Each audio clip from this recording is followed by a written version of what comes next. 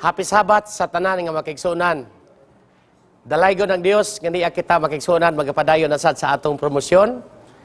Ang Ginoo maayo gyud kay nato igsuon tungod kay gidungagan niya ang atong hinuluman nga kinabuhi.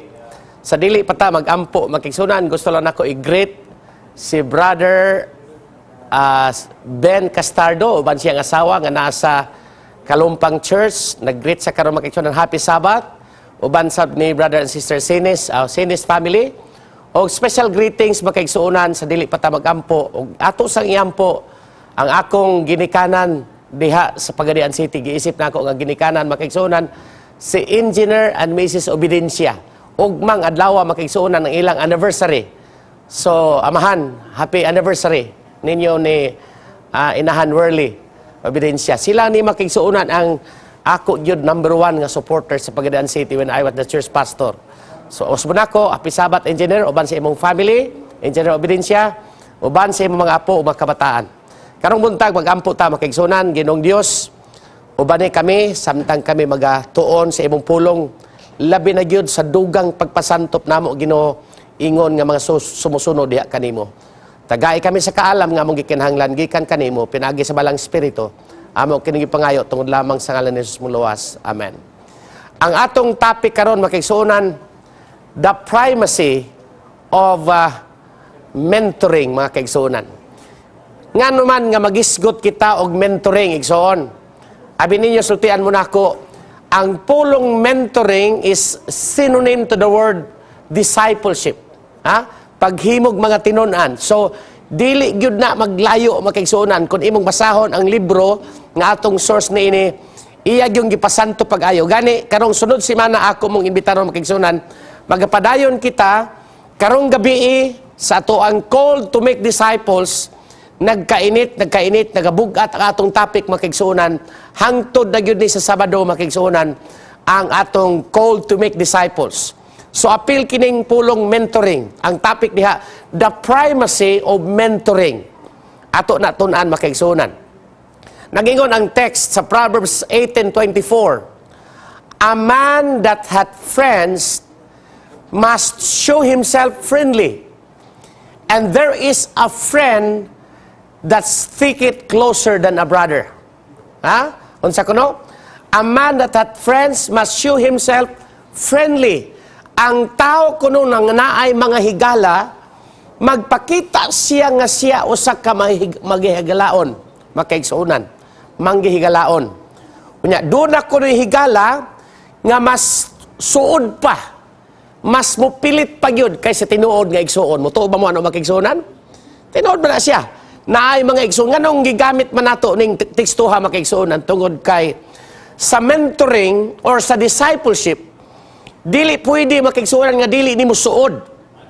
Alang-alang imo nang i-disciple ng tao nga di mo amigo, lisod kay na gyud makigsuonan. So, mo nang nagingon sa diha, there is a friend who sticks closer than a brother.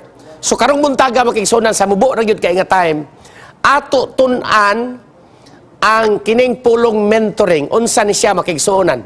Ingon si Noel Titsi sa The Leadership Engine, ingon siya, the key to winning today and creating an organization that will win again tomorrow is teaching. Ingon siya, ang yawi kuno makigsuonan nga magadaog karong adlaw og magahimo og maayo nga organization nga magadaog hantud ugma makigsuonan mao nang pulong teaching. And looking at the best world's leaders, you'll see that they are the best world's teachers because teaching is the heart of leadership. Unsa day kuno makigsuonan? Kana day kunong pagtudlo, mao na say pinakakasing-kasing sa imong pagkapangulo. Karon, iyang gi-substitute makigsuonan.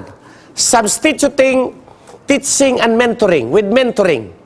Manang iyang giusab makigsuonan ang pulong teaching, dili man na maglayo sa pulong mentoring makigsuonan. Kaya iyang gi-change diya, ingon siya, the key to winning today and creating an organization that will win again tomorrow is mentoring.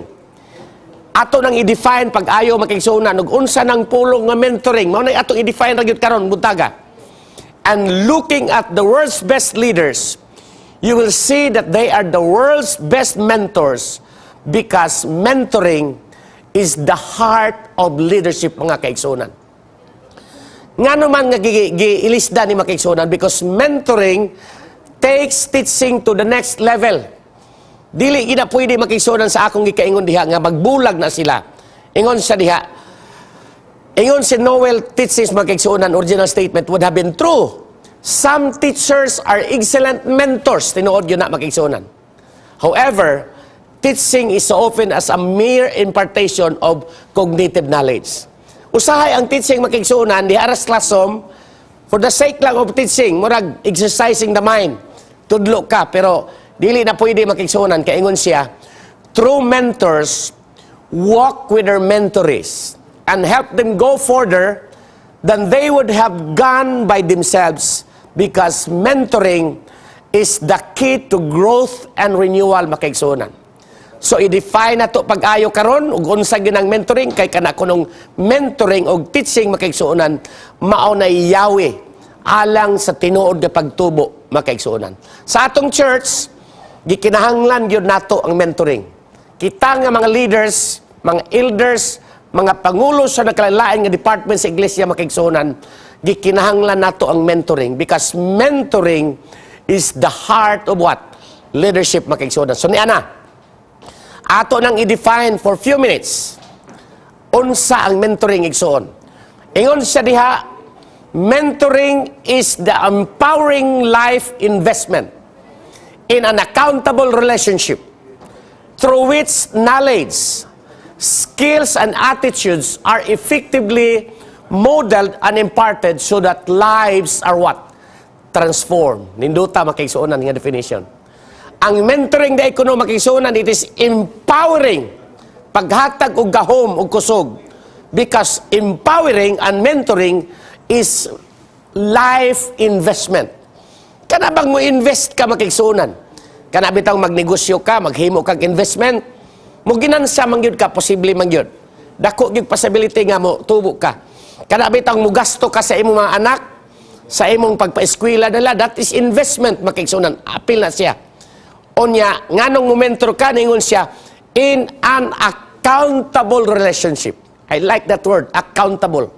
Imuha ginesang i-mentor kay, naama kay relasyon niya. Tulubago ni mo na siya. Through which knowledge and skills and attitudes are effectively molded and imparted so that lives are transformed. Ang tuyo gyud makaigsuonan sa mentoring mao.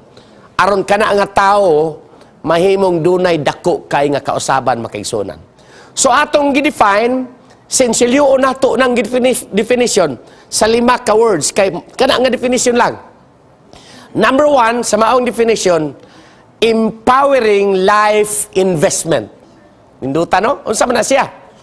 Mentoring is meant to be a positive experience. It also has the best return on investment. Abi ninyo makigsuonan kanang ato mga anak gigasto ka nato, grabe na tong invest, kita mo'y mentor nila. Ang tinuod lang makigsuonan karon lupig na ta sa tong mga anak. Naatay mga anak karon layo nagikaitas tinuod. Katawaan na lang ta nila makigsuonan nganuman. Kay maayo man kay nato nga pagka-invest. Alang-alang mulupig, alang-alang imong anak doktor na, mulabaw dai ka di man ka doktor. So makaigsuonan, mentoring is a positive experience and it also the best return of investment makaigsuonan. Second diha, in an accountable relationship. I like that word. Nganong nga mentor ka tungod kay ang definition nag-ingon in an accountable relationship. Unsa may but pasabot ingon siya diha.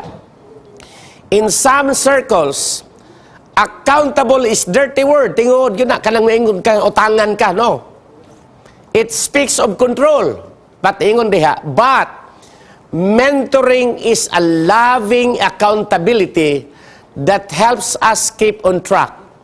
People don't know that what we expect. They know what we inspect, makaigsuonan.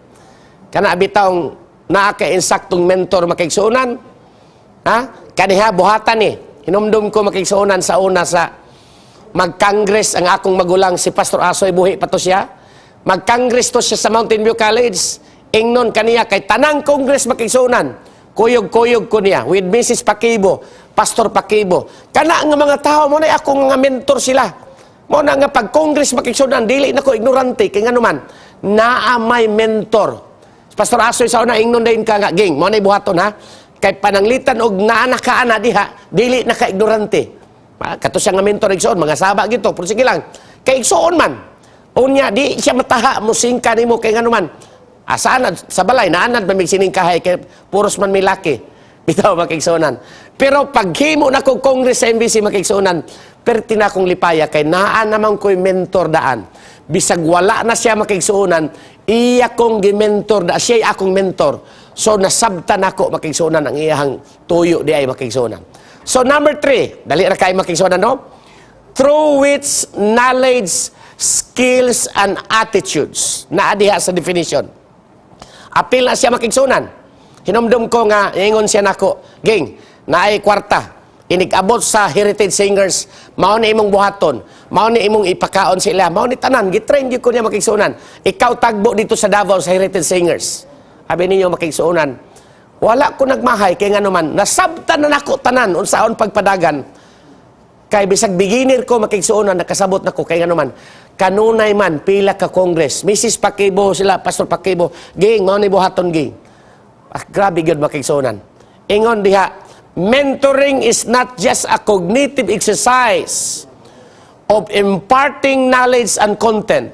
It is also what involves the sharpening of skills and the shaping of attitude. Ang problema makigsunan kanang tao nga gahi tudluan. Ang pait kayo nang magmentor ka nga naa kay tao nga gahig ulo. Dili patudlo kay kabalo na. Pertigin ang lisura makigsunan sa mentor. Mentoring and discipling. Kana bitong maingon nga ay na kog tudlo kay kabalo na ko. Kana na may mga tao nga always right. Abi ninyo makigsunan ang sekreto nga motubo ka, ang sekreto nga mo grow ka sa imuhang pagka-disciple. Kung naa kay mentor, bahalag kabalo ka, dawata ang maayo nga gitudlo. Kanang dili maayo nga gitudlo ayaw dawata. Ug sultian ka nako makigsunan, importante gyud nga naa kay mentor. Timan gyud na. Di gani ka mo sunod og instruction kay kabalo na ka, lawsi gyud ka hangtod-hangtod. Kay di man ka mo grow, kay dili ka mo dawat sa imong mentor makigsunan. Usbon nako, aron mo move na ta sa second to the last. Mentoring is also it also involves the sharpening of skills and the shaping of what?